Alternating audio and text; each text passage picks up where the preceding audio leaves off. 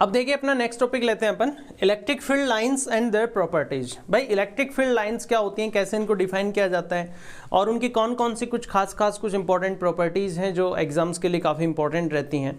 तो सबसे पहले तो हम डेफिनेशन समझते हैं कि इलेक्ट्रिक फील्ड लाइंस की डेफिनेशन क्या है। देखिए इलेक्ट्रिक फील्ड लाइन को किस तरह से आप डिफाइन करोगे, that electric field lines are continuous imaginary curve.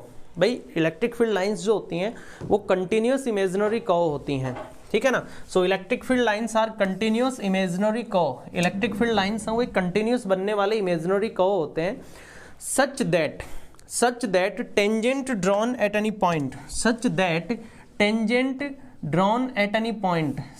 Tangent drawn at any point of this curves represent the direction of electric field intensity at that particular point. बिल्कुल, ये हमने electric field line की definition लिखी है कि electric field line जो है वो एक कंटिन्यूअस इमेजिनरी कर्व होता है, कंटिन्यूअस बनता जाता है ये इमेजिनरी कर्व, और ये एक ऐसा कर्व होता है जिसके किसी भी पॉइंट पे अगर मैं टेंजेंट ड्रॉ करता हूँ तो वो टेंजेंट उस पर्टिकुलर पॉइंट पे इलेक्ट्रिक फील्ड इंटेंसिटी की डायरेक्शन को शो करती है। तो इस तरह से हमने इलेक्ट्रिक फील्ड लाइन को डिफाइन किया है। इसी तरह से सिमिलरली मैग्नेटिक फील्ड लाइंस को भी हम डिफाइन करते हैं। मैग्नेटिक फील्ड लाइन की डेफिनेशन भी सेम ही रहती है, ठीक है ना। तो ये हमने इसकी डेफिनेशन बनाई है कि भाई इलेक्ट्रिक फील्ड लाइंस होती हैं वो कंटिन्यूअस इमेजिनरी कर्व होते हैं, और ये इस तरह के कंटिन्यूअस बनने वाले इमेजिनरी कर्व होते हैं जिनके किसी भी पॉइंट पे टेंजेंट अगर ड्रॉ की जाती है तो वो टेंजेंट उस पर्टिकुलर पॉइंट पे इलेक्ट्रिक फील्ड इंटेंसिटी की डायरेक्शन को शो करती है। जैसा कि आप देख पा रहे हैं, ये जो पर्पल कलर से मैंने जो इलेक्ट्रिक फील्ड लाइन शो किया है, ठीक है, तो यहाँ पे जैसे पॉइंट P मैंने कंसिडर किया, अब P पॉइंट पे मैंने टेंजेंट ड्रॉ की है, तो P पॉइंट पे जो टेंजेंट मैंने ड्रॉ की है, ये टेंजेंट P पॉइंट पे इलेक्ट्रिक फील्ड इंटेंसिटी की डायरेक्शन को शो करती है, ठीक है। इसी तरह से जैसे मान लीजिए आगे मैंने एक पॉइंट लिया Q, मुझे Q पॉइंट पे इलेक्ट्रिक फील्ड इंटेंसिटी का डायरेक्शन दिखाना है, तो Q पॉइंट पे टेंजेंट बना दीजिए, ठीक है ना। तो इस तरह से इलेक्ट्रिक फील्ड लाइंस होती हैं वो इस तरह के इमेजिनरी कर्व होते हैं जिनके किसी भी पॉइंट पे टेंजेंट ड्रॉ की जाती है तो वो टेंजेंट उस पर्टिकुलर पॉइंट पे इलेक्ट्रिक फील्ड इंटेंसिटी की डायरेक्शन को शो करती है। ये प्रॉपर्टी भी है और डेफिनेशन भी है। मीन्स इलेक्ट्रिक फील्ड लाइन की प्रॉपर्टी भी लिख सकते हो आप, और डेफिनेशन पूछे तो डेफिनेशन भी आप यही लिख सकते हो। जैसे आपसे पूछ लिया गया that right any two property of electric field lines, तो बिल्कुल आप ये प्रॉपर्टी लिख सकते हो that tangent drawn at any point of electric field line always shows the direction of electric field intensity. बिल्कुल ये आपकी प्रॉपर्टी है और यही आपकी डेफिनेशन भी है, ठीक है। फटाफट से बात करते हैं कुछ इंपॉर्टेंट प्रॉपर्टीज की। तो एक प्रॉपर्टी तो अपन इसी पे टेंजेंट पे देखते हैं, that two electric field lines never intersect to each other. भाई कोई भी दो इलेक्ट्रिक फील्ड लाइन होती है ना, कोई भी दो इलेक्ट्रिक फील्ड लाइन कभी भी एक दूसरे को इंटरसेक्ट नहीं करती हैं। बहुत इंपॉर्टेंट प्रॉपर्टी, काफी बार एग्जाम्स में पूछी जाती है। तो ये टू इलेक्ट्रिक फील्ड लाइंस हैं, इन दोनों ने एक दूसरे को इंटरसेक्ट किया है, ये इम्पॉसिबल है, ऐसा नहीं हो सकता, मतलब ये इंटरसेक्ट नहीं कर सकती हैं। अब इसका एक्सप्लेनेशन क्या है, that why two electric field lines never intersect to each other. तो इसका एक्सप्लेनेशन टेंजेंट के बेसिस पे ही हम प्रोवाइड करेंगे। अभी हम क्या कह रहे थे कि इलेक्ट्रिक फील्ड लाइन तो एक ऐसा इमेजिनरी कर्व होता है जिसके किसी भी पॉइंट पे अगर मैं टेंजेंट ड्रॉ करता हूं तो वो टेंजेंट इलेक्ट्रिक फील्ड इंटेंसिटी की डायरेक्शन को शो करती है। अब देखिए, अगर मान लीजिए इन इलेक्ट्रिक फील्ड लाइंस ने एक दूसरे को इंटरसेक्ट कर दिया, तो जो इनका इंटरसेक्शन पॉइंट है, इंटरसेक्शन पॉइंट पे टू टेंजेंट्स बनेंगी, और टू टेंजेंट बनने का मतलब है कि एक ही पॉइंट पे इलेक्ट्रिक फील्ड इंटेंसिटी की टू डायरेक्शंस हो गई, जो कि मैथमेटिकली पॉसिबल नहीं है। कहने का मतलब किसी भी एक पॉइंट की एक ही डायरेक्शन पॉसिबल है, टू डायरेक्शन एक पॉइंट की नहीं हो सकते, ये इसका एक्सप्लेनेशन है। तो काफी इंपॉर्टेंट प्रॉपर्टी है that two electric field lines never intersect to each other. Why? Because if they do so, then at intersection point there will be two direction of electric field intensity which is not possible mathematically. That's why this is not possible. Okay, बहुत important property है, अच्छे से ध्यान रखें। वहीं पे दूसरी property आप ही लिख सकते हैं that electric field lines are continuous imaginary curve. मतलब जो डेफिनेशन में हमने लिखा था वो प्रॉपर्टी भी है कि इलेक्ट्रिक फील्ड लाइन वो कंटिन्यूअस बनने वाले होते हैं, मतलब इलेक्ट्रिक फील्ड लाइन सडनली कहीं पे ब्रेक नहीं होती हैं, ये भी इसकी एक अच्छी प्रॉपर्टी है। अब इलेक्ट्रिक फील्ड लाइन से वो सडनली ब्रेक क्यों नहीं होती हैं? क्योंकि अगर मान लीजिए इलेक्ट्रिक फील्ड लाइन इस तरह से कहीं पे सडनली ब्रेक हो गई, सडनली ब्रेक होने का मीनिंग यहाँ पे एकदम से इलेक्ट्रिक फील्ड क्या हो गया, जीरो। जबकि इलेक्ट्रिक फील्ड सडनली जीरो नहीं होता है, इलेक्ट्रिक फील्ड स्लाइटली डिक्रीज होता है, स्लाइटली इंक्रीज होता है। क्लियर है ये चीजें? कुछ और इंपॉर्टेंट प्रॉपर्टीज के बारे में बात करते हैं जल्दी जल्दी से अपन। भाई यूनिफॉर्म इलेक्ट्रिक फील्ड है, if electric field lines are parallel to each other. अगर इलेक्ट्रिक फील्ड लाइन सब एक दूसरे के पैरेलल होती हैं तो इसका मतलब यूनिफॉर्म इलेक्ट्रिक फील्ड होता है। इसका मतलब जो इलेक्ट्रिक फील्ड है वो कैसा है, uniform electric field. Uniform electric field, भाई यूनिफॉर्म इलेक्ट्रिक फील्ड का मीनिंग है कि हर एक पॉइंट पे इलेक्ट्रिक फील्ड इंटेंसिटी का वैल्यू क्या है, आपका सेम है। तो बहुत सारी इलेक्ट्रिक फील्ड लाइंस को अगर पैरेलली आपने आपने रिप्रेजेंट किया है तो इसका मतलब यूनिफॉर्म इलेक्ट्रिक फील्ड है वो। और इसी तरह से जो इलेक्ट्रिक फील्ड लाइंस एक दूसरे के पैरेलल नहीं होती हैं, नॉन पैरेलल होती हैं, तो non parallel electric field lines का मीनिंग होता है that this is non uniform electric field. कहने का मतलब हर एक पॉइंट पे इलेक्ट्रिक फील्ड सेम नहीं है, इंटेंसिटी सेम नहीं है, ठीक है। यहां काफ़ी सारे डेरिवेशंस, काफ़ी सारे न्यूमेरिकल्स वगैरह यूनिफॉर्म इलेक्ट्रिक फील्ड से रिलेटेड होते हैं, नॉन यूनिफॉर्म से रिलेटेड काफ़ी कम होते हैं, ठीक है ना। तो चलते हैं अगली प्रॉपर्टीज़ पे कि और क्या क्या प्रॉपर्टीज़ हैं यहाँ पे इलेक्ट्रिक फील्ड लाइंस की। तो देखिए इलेक्ट्रिक फील्ड लाइन जब भी किसी चार्ज्ड सरफेस से आउट होती हैं या चार्ज्ड सरफेस में एंटर होती हैं, जैसे मान लीजिए ये पॉजिटिवली चार्ज एक सरफेस है, तो जैसा कि इलेक्ट्रिक फील्ड लाइंस होती हैं वो हमेशा पॉजिटिव चार्ज से आउट होती हैं और नेगेटिव चार्ज में हमेशा एंटर होती हैं। ये भी एक प्रॉपर्टी है, बताना भूल गया मैं यहाँ पे। सबसे मतलब बेसिक सी प्रॉपर्टी तो यही है that electric field lines are always travels from positive charge to negative charge. Electric field line होती है वो हमेशा पॉजिटिव चार्ज से स्टार्ट होती है और नेगेटिव चार्ज में एंटर होती हैं, ठीक है ना। ठीक है, तो ये प्रॉपर्टी है। अब जैसे मान लीजिए एक पॉजिटिवली चार्ज सरफेस है, तो पॉजिटिवली चार्ज जो सरफेस है, इस सरफेस से जब इलेक्ट्रिक फील्ड लाइंस आउट होंगी तो इलेक्ट्रिक फील्ड लाइन बिल्कुल नॉर्मली आउट होंगी। यानी जब भी इलेक्ट्रिक फील्ड लाइन किसी चार्ज्ड सरफेस से आउट होती हैं या फिर किसी चार्ज्ड सरफेस में एंटर होती हैं तो वो हमेशा 90 डिग्री के एंगल पे ही तो आउट होती है और 90 डिग्री के एंगल पे ही क्या होती है, एंटर होती हैं। जैसे मान लीजिए ये एक यूनिफॉर्मली चार्ज्ड स्फीयर है, ठीक है, ये क्या है, यूनिफॉर्मली चार्ज्ड स्फीयर। तो इस यूनिफॉर्मली चार्ज्ड स्फीयर से जब इलेक्ट्रिक फील्ड लाइंस आउट होंगी तो बिल्कुल एग्जैक्टली 90 डिग्री के एंगल पे आउट होंगी। बिल्कुल अच्छे से आप इस बात को समझ लें, काफी इंपॉर्टेंट ये प्रॉपर्टी है। एनसीईआरटी की एक्सरसाइज में ऐसे क्वेश्चंस भी हैं जहां पे इलेक्ट्रिक फील्ड लाइंस के कुछ डायग्राम्स बनाए हुए हैं, वहां पे आपसे पूछा गया है दैट विच डायग्राम और विच electric field representation is correct और इनकरेक्ट।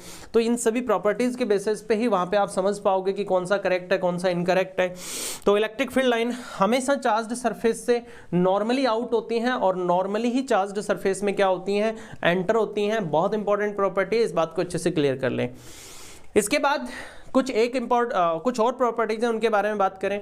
जैसे इलेक्ट्रिक फील्ड लाइंस होती हैं वो कभी भी कंडक्टर्स के अंदर एंटर नहीं होती हैं। Electric field lines never enter inside of conductor. भाई क्यों नहीं होती हैं? क्योंकि कंडक्टर्स के अंदर कभी चार्ज नहीं होता है। कंडक्टर को जो भी हम चार्ज प्रोवाइड करते हैं वो हमेशा उनकी सरफेस पे ही रहता है, इसलिए इलेक्ट्रिक फील्ड लाइन कभी भी कंडक्टर्स में एंटर नहीं होती। ये भी एक अच्छी इंपॉर्टेंट प्रॉपर्टी है, इसको भी आप अच्छे से समझ लें।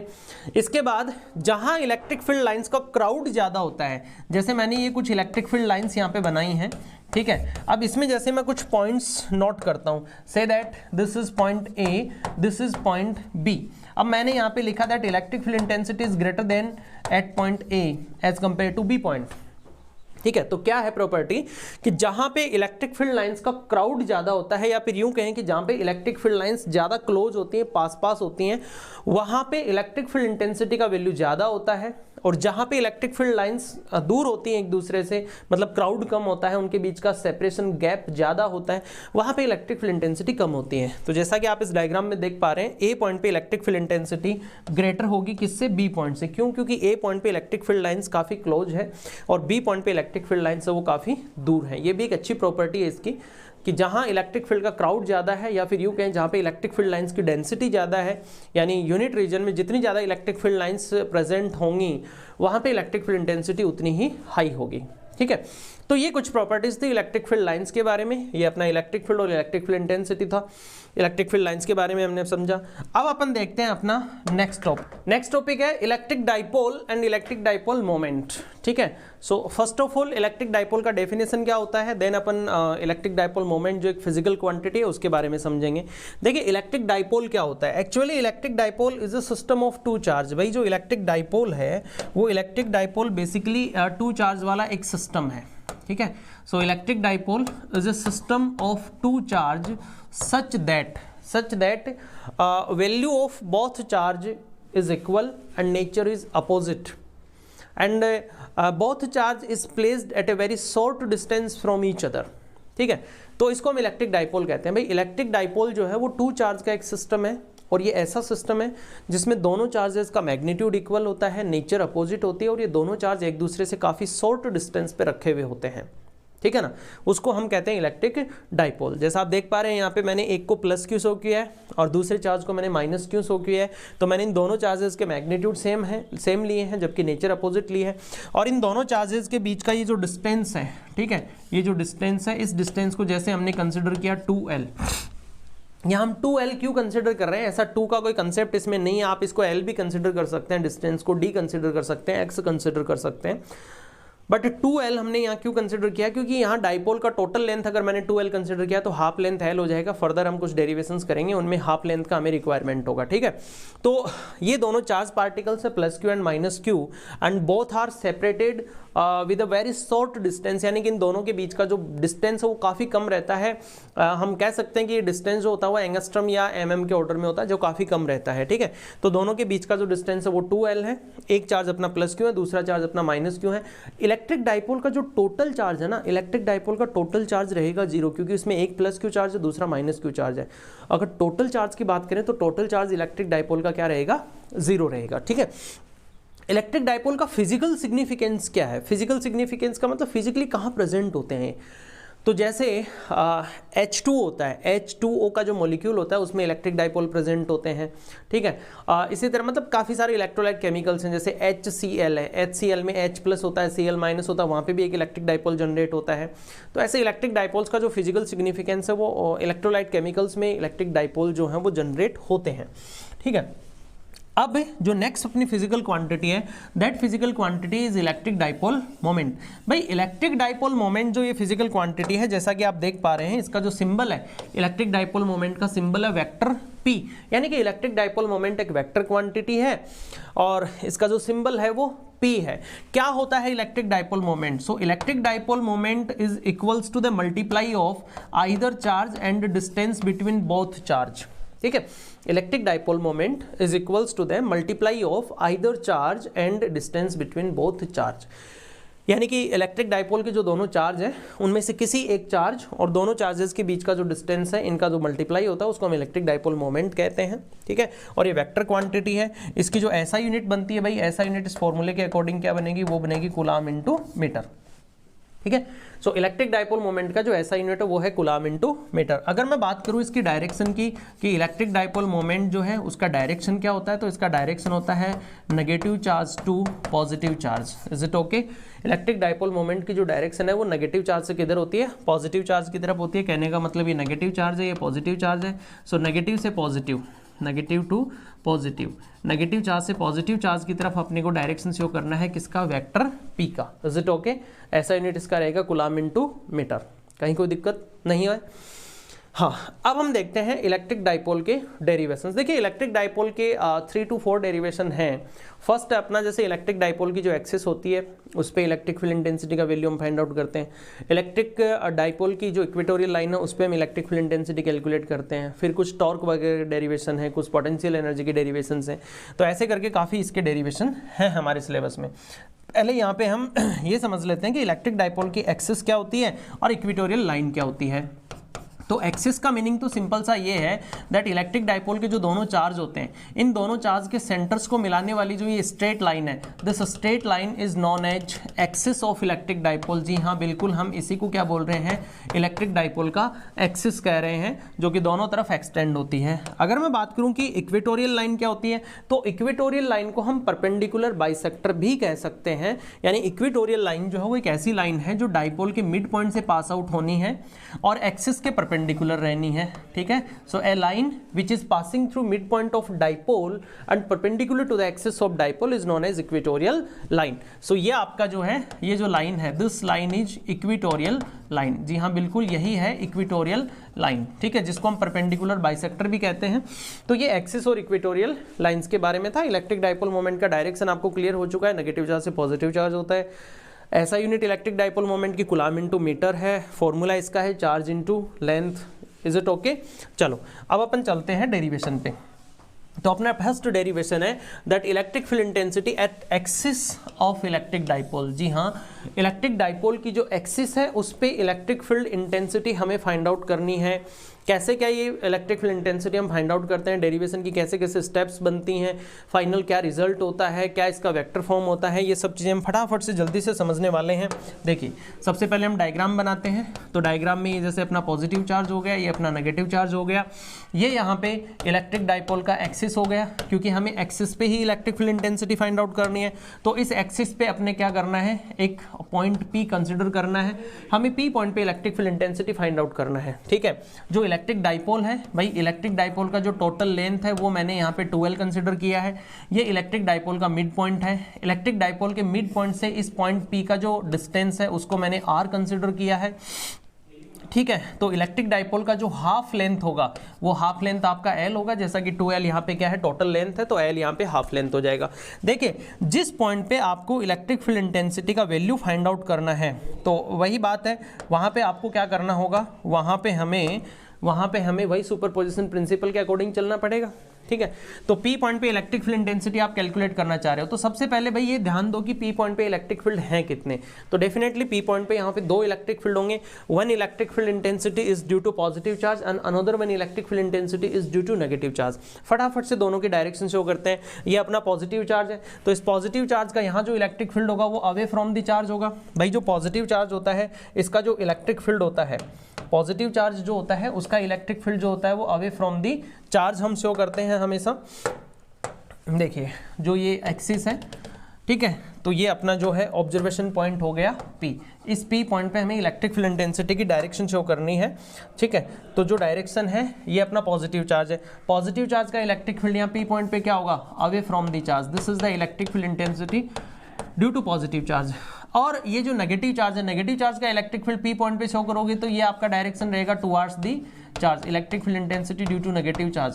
भाई नेगेटिव चार्ज का जो इलेक्ट्रिक फील्ड है वो चार्ज की तरफ होता है और पॉजिटिव चार्ज का इलेक्ट्रिक फील्ड होता है वो अवे फ्रॉम दी चार्ज होता है। ठीक है, तो ये हमने दोनों की डायरेक्शंस वहाँ पे शो कर दी हैं। हमें तो P पॉइंट पे total electric field intensity calculate करनी है। तो P पॉइंट पे जो टोटल इलेक्ट्रिक फील्ड होगा वो एक्चुअली इन दोनों का क्या बनेगा, वेक्टर एडिशन बनेगा, that electric field intensity due to positive charge and electric field intensity due to negative charge. इन दोनों का क्या करना होगा, हमें वेक्टर एडिशन करना होगा।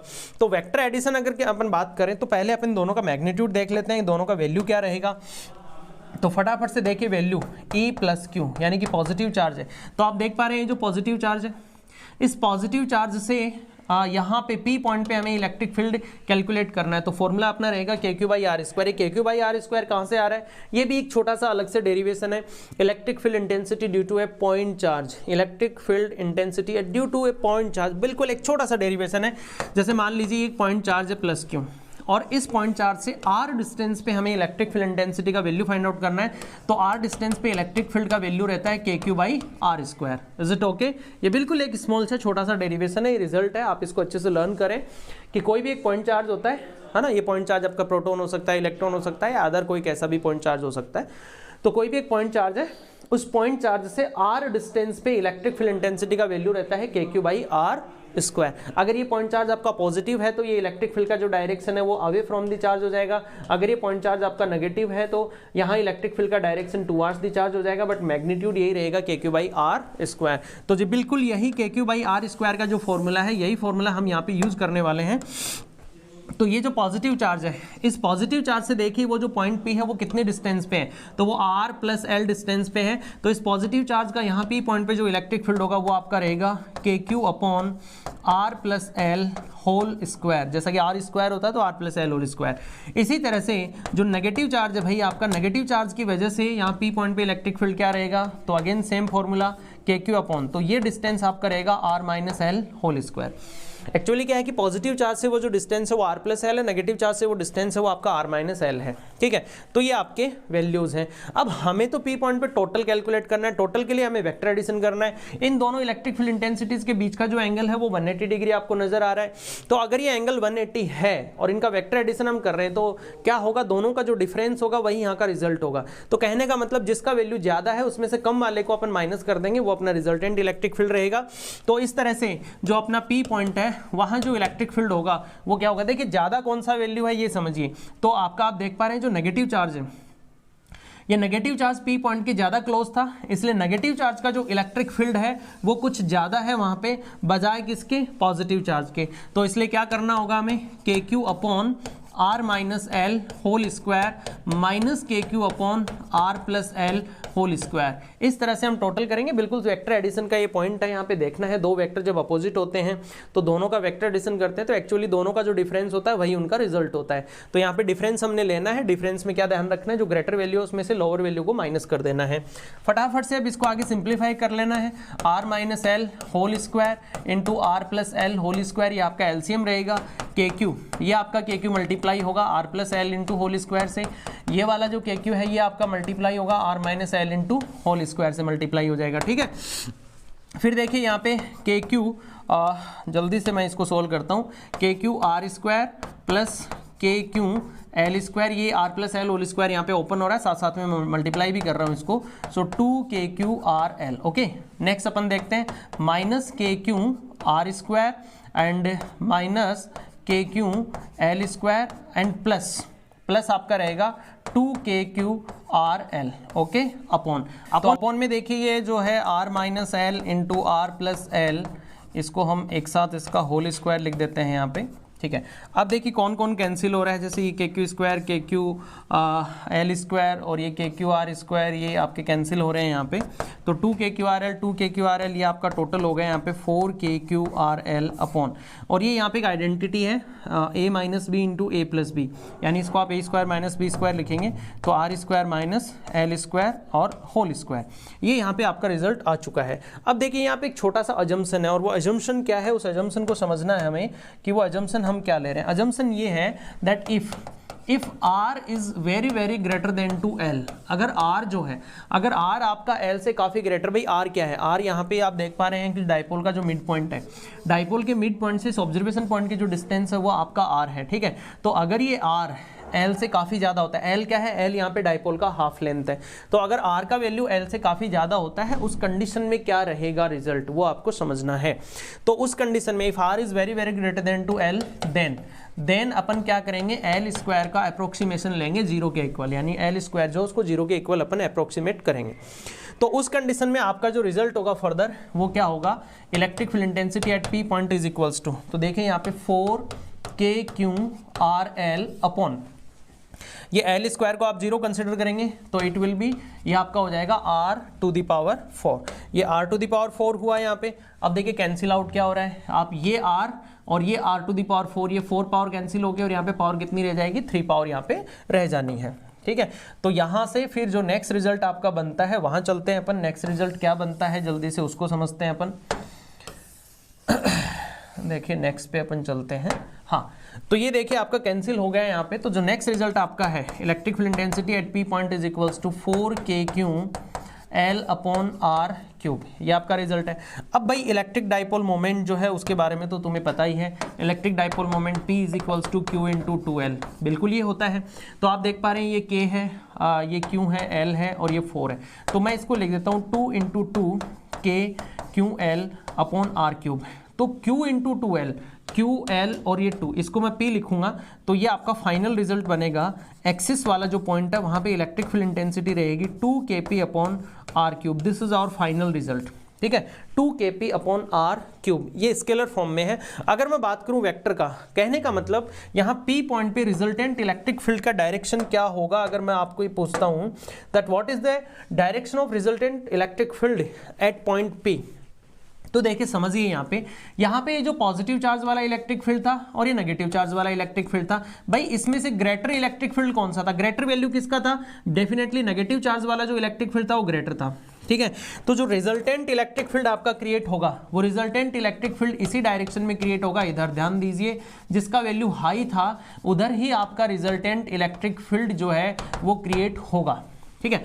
तो कहने का मतलब जो रिजल्टेंट इलेक्ट्रिक फील्ड का डायरेक्शन है, ये डायरेक्शन आपका इलेक्ट्रिक डाइपोल मोमेंट की डायरेक्शन में ही है। इलेक्ट्रिक डाइपोल मोमेंट का डायरेक्शन क्या है? Negative charge to positive charge.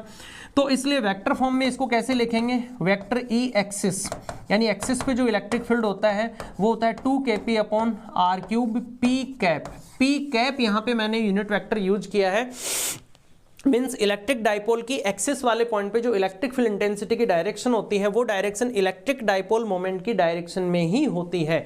बहुत अच्छा और प्यारा क्वेश्चन है, that what is the direction of electric field intensity at any axial point of electric dipole. आपका आंसर होगा direction of electric field intensity at any axial point of electric dipole is along the direction of electric dipole moment। ठीक है, इसलिए मैंने यहाँ पे P cap use किया है। तो ये बड़ा एक छोटा सा प्यारा सा डेरिवेशन था जो अपना एक्सिस पे इलेक्ट्रिक फील्ड इंटेंसिटी हमने कैलकुलेट किया है। अब हम देखते हैं जल्दी से electric field intensity at equatorial line of electric dipole. भाई इलेक्ट्रिक डाइपोल की इक्वेटोरियल लाइन पे इलेक्ट्रिक फील्ड इंटेंसिटी का वैल्यू क्या रहता है? जल्दी से हम इलेक्ट्रिक डाइपोल बनाते हैं जल्दी से वापस। तो देखिए ये इलेक्ट्रिक डाइपोल हो गया अपना प्लस क्यू माइनस क्यू। भाई equatorial line means perpendicular bisector, perpendicular bisector means आपके इलेक्ट्रिक डाइपोल के जो मिड पॉइंट है वहाँ से पास आउट हो गए और वैसे परपेंडिकुलर रहेगा। अब ये जो आपका इक्वेटोरियल लाइन है, इसी इक्वेटोरियल लाइन पे हमने एक पॉइंट लेना है, जैसे ये पॉइंट मैंने यहाँ P कंसीडर किया। इसी पॉइंट पे मुझे electric field intensity find out करनी है। ये P पॉइंट जो है ये मैंने इक्वेटोरियल लाइन पे कंसीडर किया है। जल्दी से सुपरपोजिशन प्रिंसिपल को फॉलो करते हैं। देखिए कुछ ऑब्जर्वेशंस यहाँ पे, ये अपना डाइपोल का जो लेंथ है वो एज इट इज 2l रहेगा, हाफ लेंथ l हो जाएगा। ये जो मिड पॉइंट है, इस मिड पॉइंट से इस ऑब्जर्वेशन पॉइंट की जो डिस्टेंस है वो आपकी r है, जैसा पहले भी अपन ने अज्यूम किया है। हाँ देखो सुपरपोजिशन प्रिंसिपल क्या कहता है, तो सुपरपोजिशन प्रिंसिपल के अकॉर्डिंग जो इलेक्ट्रिक फील्ड इंटेंसिटी होगी कहाँ P पॉइंट पे, वो किसके इक्वल होगी? Electric field intensity due to positive charge plus electric field intensity due to negative charge. तो ऐसा वेक्टर एडिशन करने के लिए जल्दी से डायरेक्शंस को समझते हैं। तो देखिए डायरेक्शन क्या है, ये पॉजिटिव चार्ज है भाई, ये पॉजिटिव चार्ज जो है, तो इस पॉजिटिव चार्ज का इलेक्ट्रिक फील्ड P पॉइंट पे शो करोगे, तो P पॉइंट पे शो करेंगे तो क्या होगा? Away from the charge. भाई जो पॉजिटिव चार्ज है इसका जो इलेक्ट्रिक फील्ड होगा यहाँ P पे कि वो क्या होगा? Away from the charge. ये इलेक्ट्रिक फील्ड हो गया यहाँ पे पॉजिटिव चार्ज के लिए। इसी तरह से जो नेगेटिव चार्ज है, अगर नेगेटिव चार्ज का मैं इलेक्ट्रिक फील्ड शो करता हूँ P पॉइंट पे तो डेफिनेटली टुवर्ड्स दी चार्ज होगा। तो उसका आप डायरेक्शन क्या देखा होते हैं? Towards the charge. ये इलेक्ट्रिक फील्ड इंटेंसिटी किसका हुआ भाई? नेगेटिव चार्ज का। ठीक है जी, ये आपका 90 डिग्री एंगल बना हुआ है, ये हाफ लेंथ है डाइपोल का, L है, ये R है। तो ये आपका जो डिस्टेंस होगा वो होगा √r² plus L²। Pythagoras theorem use करके अपन ने डिस्टेंस कैलकुलेट किया है। भाई हमें तो P पॉइंट पे टोटल इलेक्ट्रिक फील्ड कैलकुलेट करना है, तो ये जो दोनों इलेक्ट्रिक फील्ड इंटेंसिटीज के डायरेक्शन हमने शो किए हैं, हमें इन दोनों का वेक्टर एडिशन करना पड़ेगा। और वेक्टर एडिशन करने के लिए हम इनके जल्दी से कंपोनेंट्स बनाते हैं और कंपोनेंट्स में इनको रिजोल्व करते हैं। कंपोनेंट्स के रिजोल्यूशन से हमारे समझ में आएगा कि फर्दर इनका एडिशन क्या होगा, कैसे होगा। तो देखिए ये एंगल जो है इसको मैंने थीटा कंसीडर किया है। तो ये जो इलेक्ट्रिक फील्ड है पॉजिटिव चार्ज वाला, इसका एक कंपोनेंट आपका इस साइड होगा, एक कंपोनेंट आपका इस साइड होगा। ये थीटा एंगल है तो ये भी थीटा एंगल ही होगा। थीटा के सामने जो कंपोनेंट है वो साइन थीटा होता है, तो ये कंपोनेंट रहेगा E + Q साइन थीटा, और ये कंपोनेंट आपका रहेगा E + Q cos theta. Similarly ये जो नेगेटिव चार्ज वाला जो इलेक्ट्रिक फील्ड है इसका भी एक कंपोनेंट इधर आएगा और इसका एक कंपोनेंट इस साइड आएगा। ये एंगल भी भाई आपका सेम ही रहेगा थीटा, तो ये भी थीटा है। तो ये कंपोनेंट जो रहेगा ये वाला, ये रहेगा E - Q साइन थीटा, और ये कंपोनेंट रहेगा भाई E - Q sine cos theta. ठीक है, ये कंपोनेंट्स हैं। अब देखिए जब हमने इनके कंपोनेंट्स बना लिए तो हम केवल कंपोनेंट्स पे ही ध्यान देंगे। हॉरिजॉन्टल कंपोनेंट्स को एक साथ ऐड करेंगे, वर्टिकल कंपोनेंट्स को एक साथ वेक्टर एडिशन करेंगे उनका। पहले इनका वैल्यू लिख लेते हैं। ठीक है, देखते हैं कि जो पॉजिटिव चार्ज है उसका इलेक्ट्रिक फील्ड P पॉइंट पे कितना है। तो अगेन वही अपना फॉर्मूला KQ/R², जो कि एक पॉइंट चार्ज का फॉर्मूला होता है KQ/R²। तो उसके अकॉर्डिंग देते हैं KQ/R², KQ मीन्स ये जो आपका पॉजिटिव चार्ज है यहाँ से P पॉइंट का डिस्टेंस कितना है, √r² प्लस L², इसका होल स्क्वायर होगा, तो वो हो जाएगा R² प्लस L²। सिमिलरली जो नेगेटिव चार्ज है भाई उसका इलेक्ट्रिक फील्ड भी यही रहना है वहाँ पे, KQ/R² प्लस L²। एक्चुअली क्या है, ये डिस्टेंस जो है ये रूट में है, इसका स्क्वायर करोगे तो रूट यहाँ से रिमूव हो जाएगा।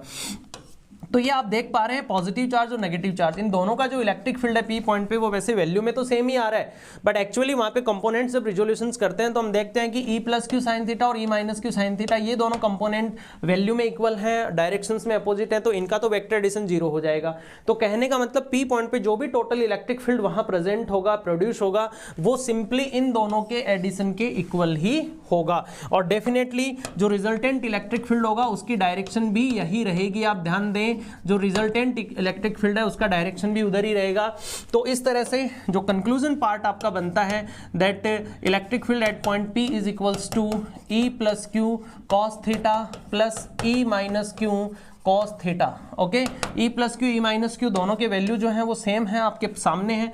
तो भाई इन दोनों के वैल्यू अगर सेम है तो फिर तो ये तो सेम टर्म्स हो गई, तो डबल कर दीजिए 2KQ upon R square plus L square into cos theta. भाई कॉस थीटा का वैल्यू इस राइट एंगल ट्राइंगल से आप फाइंड आउट कर सकते हैं। So 2KQ upon R square plus L square. भाई कॉस थीटा क्या रहेगा, बेस अपॉन हाइपोटेनियस, तो बेस रहेगा एल और हाइपोटेनियस तो L upon root R square plus L square. तो ये आपका रहेगा 2KQ L upon R square plus L square whole power 3/2। Whole power 3/2 क्यों, क्योंकि इसका होल पावर 1 है और ये रूट है, तो रूट का मीनिंग पावर 1/2 है, दोनों पावर ऐड हो जाएंगी, टोटल पावर आपका बन जाएगा 3/2, ये आपका होल पावर बनेगा। अगेन वही एजम्पशन आपको यहाँ पे कंसिडर करना है that if R is very very greater than two L, अगर आपका आर एल से काफ़ी ग्रेटर है तो एल स्क्वायर को अपन 0 कंसिडर कर ही लेते हैं। तो उस कंडीशन में आपका फाइनल जो रिजल्ट बनता है वो क्या बनता है, फाइनल रिजल्ट मैं यहाँ लिख रहा हूँ EP is equals to 2KQL upon R, भाई आर स्क्वायर एल स्क्वायर तो 0 रहेगा तो ये आर क्यूब बनेगा। ठीक है, ये आपका फाइनल रिजल्ट है। और इलेक्ट्रिक डाइपोल मोमेंट क्या होता है, Q इंटू 2L, तो Q इंटू 2L को आप P लिखेंगे। सो फाइनली इक्वेटोरियल लाइन पे जो इलेक्ट्रिक फील्ड इंटेंसिटी रहेगी that is KP upon R cube, ये आपका फाइनल रिजल्ट है KP अपॉन आर क्यूब। अगर मैं बात करता हूँ इसके वेक्टर फॉर्म की कि इसका वेक्टर फॉर्म क्या रहेगा, तो बिल्कुल वेक्टर फॉर्म क्यों ना अपन यहाँ पे फाइंड आउट करेंगे। वेक्टर फॉर्म भी बड़ा इंपॉर्टेंट होता है, समझना पड़ेगा, वेक्टर फॉर्म को पूछा जाता है भाई वो भी। तो वेक्टर फॉर्म में इस जो इलेक्ट्रिक फील्ड है उसको आप कैसे लिखोगे, so electric field intensity at equatorial line is equals to KP। भाई जो मैग्नीट्यूड आपका, मैग्नीट्यूड तो KP है ही ना, ठीक है, तो क्या लिखोगे KP अपॉन आर क्यूब, और इसका डायरेक्शन होगा -P कैप के अलोंग। बिल्कुल आप समझे इस बात को अच्छे से, क्योंकि यहाँ P पॉइंट पे जो रिजल्टेंट इलेक्ट्रिक फील्ड है वो इन दोनों के वेक्टर एडिशन से ही बना है और उसका डायरेक्शन ये है। तो रिजल्टेंट इलेक्ट्रिक फील्ड की जो डायरेक्शन है वो एक्चुअली वेक्टर P के डायरेक्शन के क्या है, जस्ट अपोजिट। भाई vector P electric dipole moment का डायरेक्शन होता है नेगेटिव टू पॉजिटिव, जबकि इलेक्ट्रिक फील्ड का डायरेक्शन इधर आ रहा है जस्ट अपोजिट। ठीक है, और इसलिए मैंने यहाँ पे -P कैप यूज किया है। तो मीन्स ये है कि इलेक्ट्रिक डाइपोल की एक्सिस पे इलेक्ट्रिक फील्ड इंटेंसिटी की डायरेक्शन जो होती है वो डाइपोल मोमेंट के अलोंग होती है, जबकि इलेक्ट्रिक डाइपोल की इक्वेटोरियल लाइन पे इलेक्ट्रिक फील्ड इंटेंसिटी की जो डायरेक्शन होती है वो opposite to electric dipole moment होती है। ये आपका यहाँ पे कंक्लूजन है। कुछ कंक्लूजन और देखें यहाँ पे, तो एक्सिस वाले पॉइंट पे, जो अपना एक्सिस वाला पॉइंट है वहाँ पे इलेक्ट्रिक फील्ड इंटेंसिटी का डायरेक्शन क्या बना भाई, एक्सिस, जो एक्सिस है, एक्सिस पे इलेक्ट्रिक फील्ड इंटेंसिटी का डायरेक्शन क्या बन रहा है, ई एक्सिस। एक्सिस पे आपका रहा 2KP अपॉन आर क्यूब, जबकि इक्वेटोरियल लाइन पे अगर देखें अपन तो ये रहा अपना KP अपॉन आर क्यूब। सो इसका मतलब मैं कह सकता हूँ कि एक्सिस और इक्वेटोरियल लाइन इन दोनों जगह अगर मैंने सेम डिस्टेंसेस पे पॉइंट कंसिडर किए हैं तो एक्सिस वाले पॉइंट पे जो इलेक्ट्रिक फील्ड होगा वो इक्वेटोरियल वाले इलेक्ट्रिक फील्ड से जस्ट डबल होगा। ये यहाँ पे एक रिलेशन बन पा रहा है। जैसे मैंने इलेक्ट्रिक डाइ के इक्वेटोरियल लाइन पे भी मैंने एक पॉइंट कंसिडर किया और मैंने वो दोनों पॉइंट इक्वल डिस्टेंस पे कंसिडर किए हैं डाइपोल के मिड पॉइंट से, देन उस कंडीशन में एक्सिस वाले पॉइंट पे जो इलेक्ट्रिक फील्ड होगा वो इक्वेटोरियल वाले फील्ड इलेक्ट्रिक फील्ड का जस्ट क्या होगा, डबल होगा। Is it okay? अब अपन लेते हैं अपना next topic, electric force and torque on an electric dipole in uniform electric field. जब भी एक इलेक्ट्रिक डाइपोल किसी यूनिफॉर्म इलेक्ट्रिक फील्ड में प्लेस्ड होता है तो वो जो इलेक्ट्रिक डाइपोल है उस पर टोटल इलेक्ट्रिक फोर्स कितना होता है और कैसे उस पर टॉर्क अप्लाई होता है और टॉर्क की वजह से क्या उसका रोटेशन होता है, क्या उसकी स्टेबल और अनस्टेबल इक्विलिब्रियम की पोजीशंस होती हैं, इन सबको हम जानते हैं। देखिए जैसा कि यहाँ डायग्राम में मैंने यूनिफॉर्म इलेक्ट्रिक फील्ड को शो किया हुआ है, ये जो इलेक्ट्रिक फील्ड लाइंस हैं पैरेलल शो कर रखी हैं, so it means uniform electric field. Uniform electric field में ये एक इलेक्ट्रिक डाइपोल यहाँ प्लेस्ड है। अब ये जो इलेक्ट्रिक डाइपोल है ये जो आपका इलेक्ट्रिक डाइपोल है, ठीक है, ये यहाँ पे नेगेटिव चार्ज और ये आपका आ गया इधर पॉजिटिव चार्ज। तो ये पॉजिटिव और नेगेटिव चार्ज से जो बना हुआ इलेक्ट्रिक डाइपोल है, ये आपका इलेक्ट्रिक फील्ड में यहाँ पे प्लेस्ड है। अब देखिए इसका जो पॉजिटिव चार्ज है, positive charge electric force feel करेगा और नेगेटिव चार्ज भी इलेक्ट्रिक फोर्स फील करेगा। अब भाई जो पॉजिटिव चार्ज होता है वो हमेशा इलेक्ट्रिक फील्ड की डायरेक्शन में फोर्स फील करता है, और जो नेगेटिव चार्ज है वो हमेशा इलेक्ट्रिक फील्ड के अपोजिट डायरेक्शन में इलेक्ट्रिक फोर्स फील करता है, ठीक है ना। तो अब देखिए ये जो पॉजिटिव चार्ज है, इस पे जो इलेक्ट्रिक फोर्स लग रहा है वो इलेक्ट्रिक फील्ड की डायरेक्शन में होगा, and that force value is F equals to QE। देखिए कोई भी चार्ज पार्टिकल होता है, पॉइंट चार्ज होता है, वो पॉइंट चार्ज जब भी किसी इलेक्ट्रिक फील्ड में प्लेस्ड होता है तो उस पर इलेक्ट्रिक फोर्स तो लगना है, और इलेक्ट्रिक फोर्स का वैल्यू रहता है QE, ठीक है ना।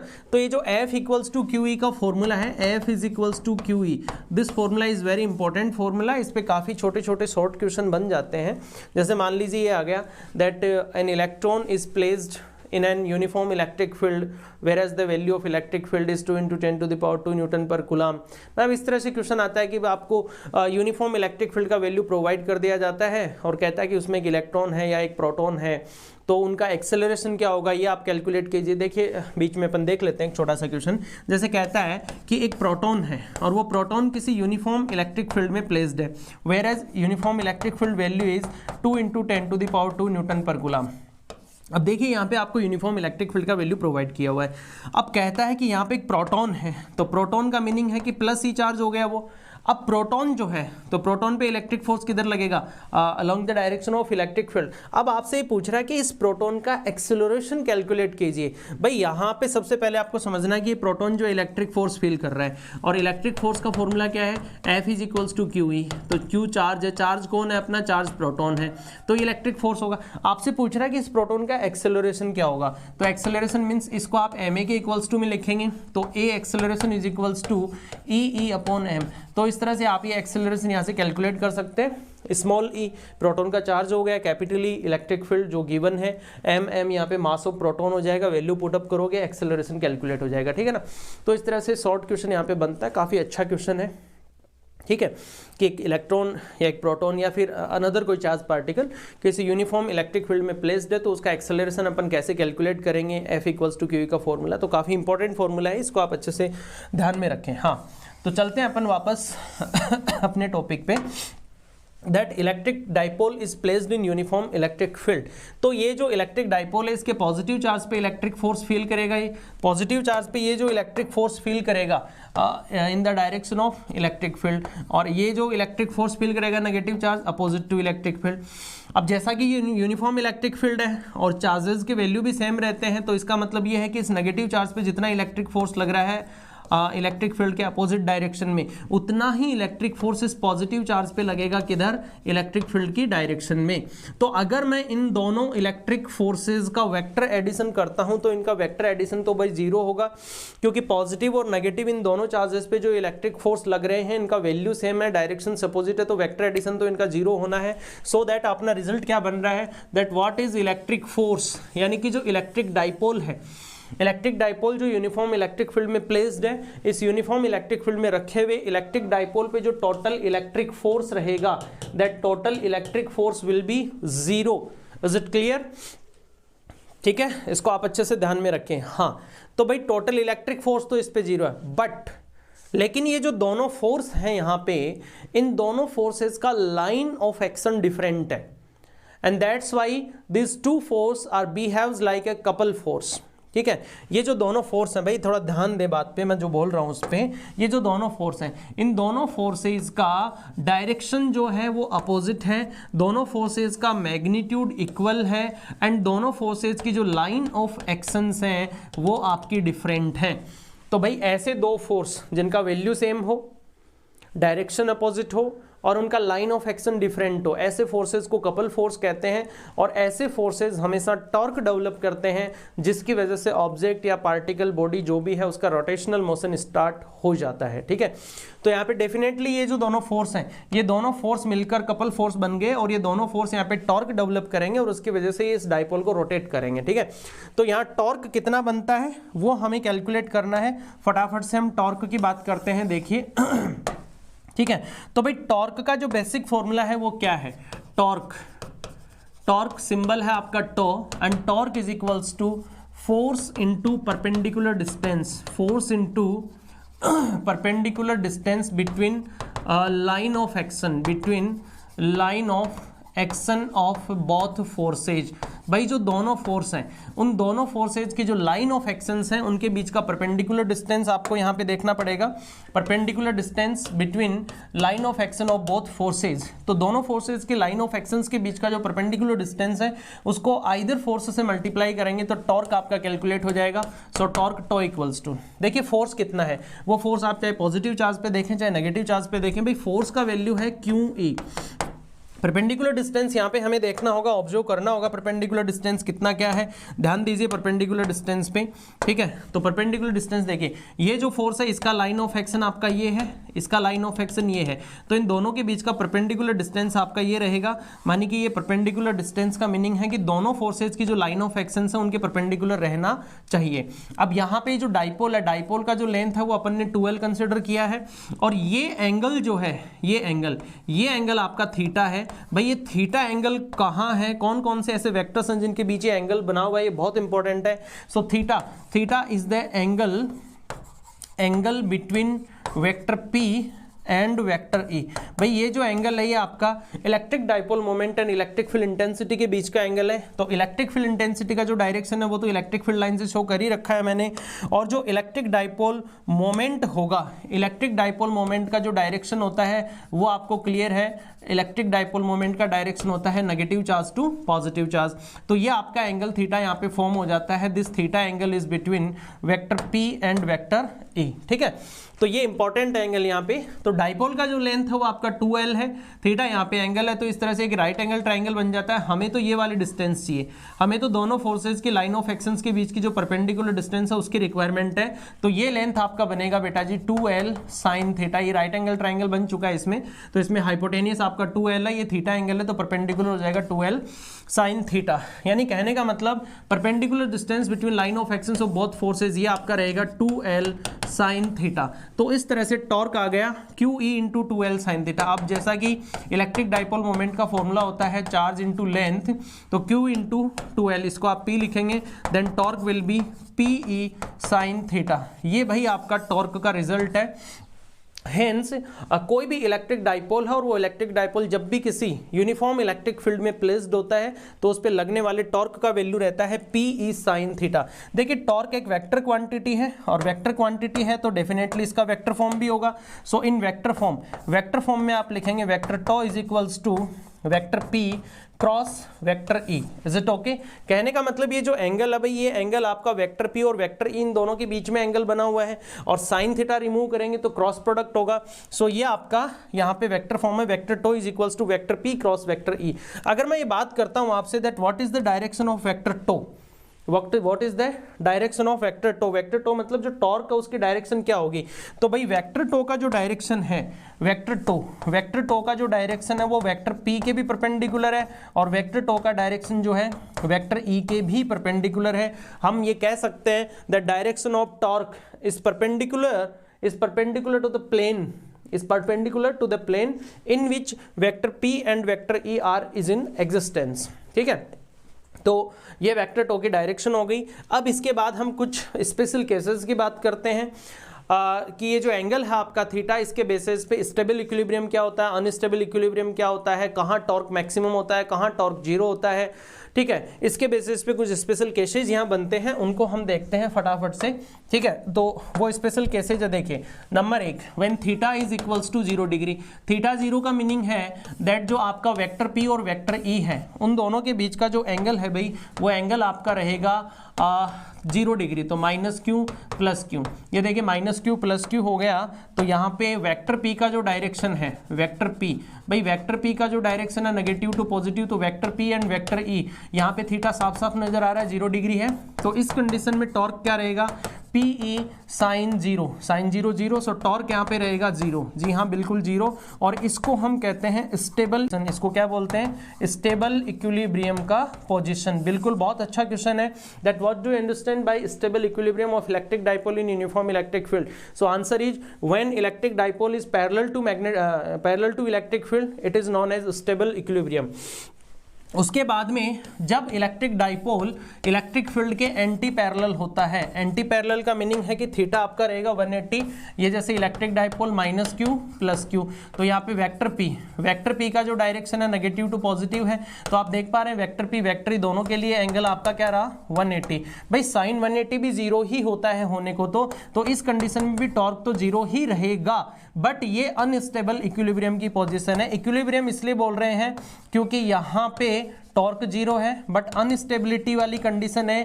क्यों है ये अनस्टेबिलिटी वाली कंडीशन? क्योंकि एक्चुअली 180 डिग्री के केस में जो पोटेंशियल एनर्जी है वो पॉजिटिव रहती है, वो हम फर्दर सेकंड पार्ट में उसके बारे में स्टडी करेंगे। तो ये है, और टॉर्क मैक्सिमम कब होना है? Whenever any electric dipole is perpendicular to electric field. ये इलेक्ट्रिक फील्ड है और अगर इलेक्ट्रिक डाइपोल इसमें एग्जैक्टली परपेंडिकुलर है, तो एग्जैक्टली परपेंडिकुलर होगा तो थीटा 90 होगा, उस केस में जो टॉर्क रहेगा वो भाई मैक्सिमम रहेगा। इस चीज को आप अच्छे से समझ लें, टॉर्क मैक्सिमम रहेगा व्हेन थीटा इज 90 डिग्री। तो कहने का मतलब यूनिफॉर्म इलेक्ट्रिक फील्ड में जब भी इलेक्ट्रिक डाइपोल होता है तो ये टॉर्क क्या करता है? ये टॉर्क हमेशा उस इलेक्ट्रिक डाइपोल को 0 डिग्री वाले केस में लाने के लिए ट्राई करता है, हमेशा उस इलेक्ट्रिक डाइपोल को इलेक्ट्रिक फील्ड के पैरेलल लेके आने की ट्राई करता रहता है।